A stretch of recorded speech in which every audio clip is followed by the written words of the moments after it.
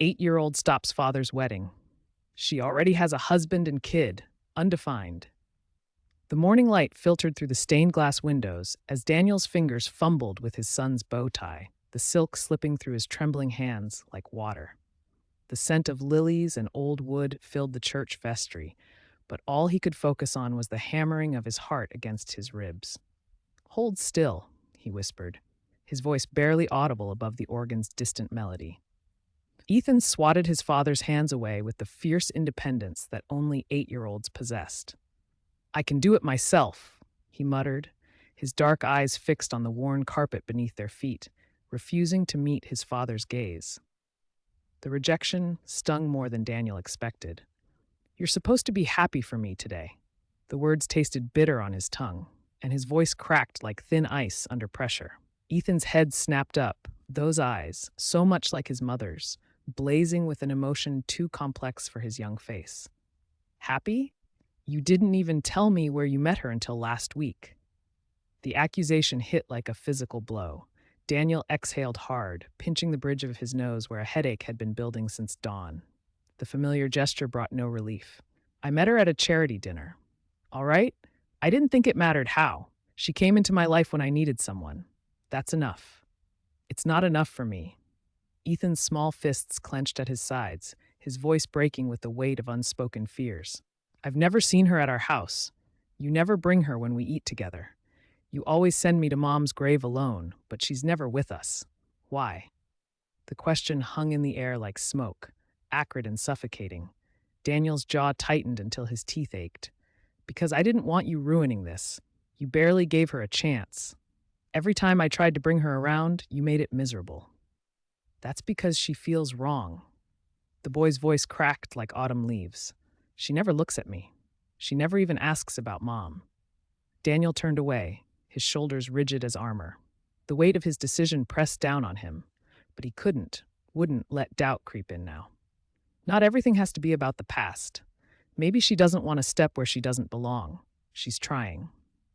Ethan's whisper was almost lost beneath the swelling organ music. "No, she's hiding." Inside the sanctuary, the bride moved down the aisle like a vision wrapped in ivory silk. Her veil caught the colored light from the windows, transforming her into something ethereal, otherworldly. The congregation murmured their approval, voices soft as rustling leaves. Everyone saw what Daniel wanted them to see: radiant beauty, new beginnings, hope reborn. Everyone except the small boy standing rigid beside his father at the altar.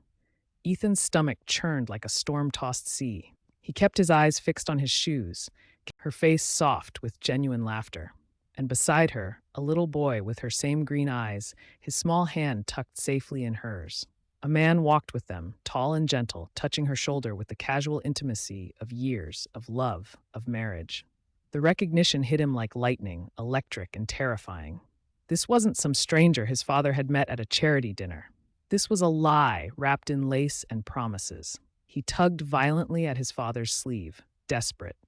"Dad." "Not now," Daniel hissed, his eyes locked on the approaching bride, seeing only what he wanted to see. "It's her," Ethan whispered, panic threading through his voice like barbed wire. "I've seen her before, at my school, with a man and a kid. She's not who you think she is." Daniel's face darkened like a gathering storm. "Stop making things up. Not here. Not today." "I'm not making it up." The boy's eyes burned with unshed tears. "I saw them. She's married already, Dad. She has a family." "Quiet."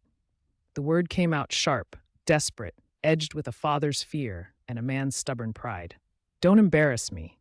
The priest's voice filled the cathedral space, ancient words heavy with tradition and solemnity.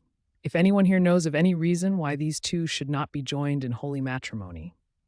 Ethan's chest heaved like a bellows. He looked at his father one last time, searching those familiar features for any sign of trust, of belief.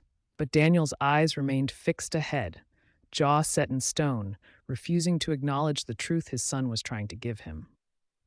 Tears stung the boy's face as he stepped forward, his small frame trembling with the weight of what he was about to do. His finger rose, pointing at the woman in white with all the accusation his 8-year-old heart could muster. His voice exploded through the silence like shattering glass. "Stop! She's lying. She already has a husband and a kid. I saw her." The effect was instantaneous and devastating. Gasps rippled through the congregation like stones thrown into still water. The bride's perfect composure cracked, her bouquet shaking in hands that suddenly couldn't stay steady. Daniel turned, stunned, his face a mask of shock and dawning horror.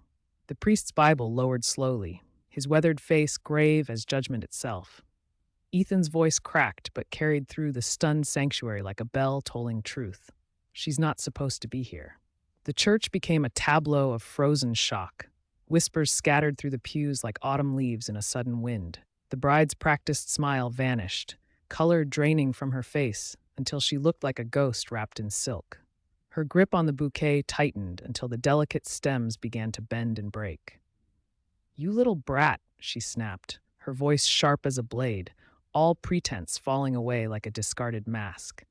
"How dare you ruin this day?" But Ethan stood his ground, trembling but resolute, truth burning bright in his young chest. "I saw you at school with a man, your husband, and with your son. You held his hand. You kissed him. You lied to my dad." The congregation erupted into a symphony of shocked whispers. Did he say husband? A son? People leaned forward, eyes wide, hungry for the truth that was spilling out like blood from a wound. Daniel stepped back, his chest rising and falling rapidly, the world tilting beneath his feet. "Answer him," he demanded, his voice cracking like ice in spring. "What is he talking about?" The bride shook her head frantically, her veil slipping, her careful facade crumbling. "He's a child. He's confused, making up stories because he hates me." Tears streamed down Ethan's face like silver rivers. "I'm not lying. I remember your scar. I didn't recognize you at first, but now I know it's you." The priest closed his Bible slowly, the sound echoing like thunder in the hushed space. His voice carried the weight of centuries of sacred vows. "Madam, this accusation cannot be ignored before God and this congregation. Are you already wed?" She laughed, a broken, bitter sound that made the congregation recoil. "This is insane. You're humiliating me over a child's fantasy." "Then swear it," Daniel pressed, his voice raw with desperate hope and growing dread. "Swear in front of God that you're not married, that you don't have a child." The hesitation lasted only seconds, but it might as well have been eternity. The silence stretched taut as a bowstring until it seemed the very air might snap.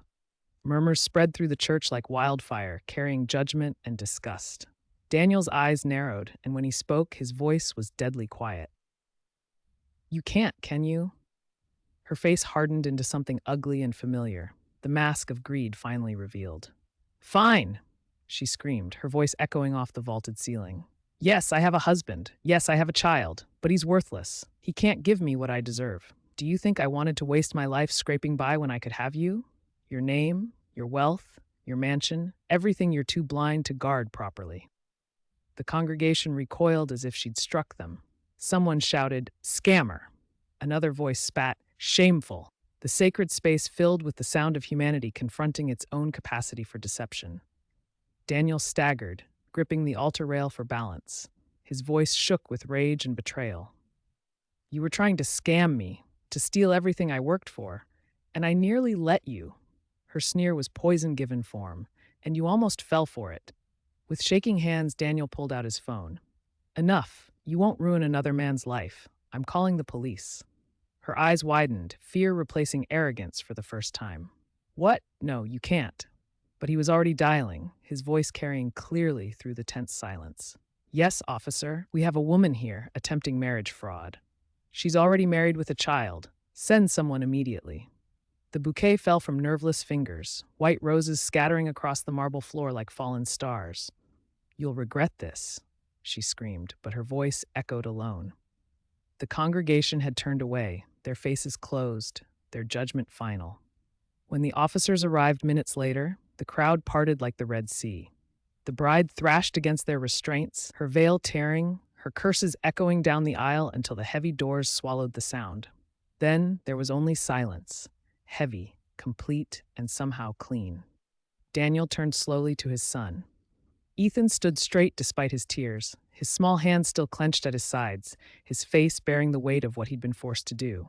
The man knelt before the boy, his voice breaking like waves against stone. "You saved me. If you hadn't spoken, I would have ruined everything." His hand trembled as it found his son's shoulder. I didn't trust you. I should have. I'm so sorry. Ethan's words came between sobs. I didn't want you to be hurt like Mom hurt you. I couldn't let her do it too. Daniel pulled his son into a fierce embrace, pressing his forehead against the boy's, breathing in the scent of innocence and courage. Never again, he whispered. You're all I need, you and the truth. The priest's final words rang through the sanctuary like a benediction.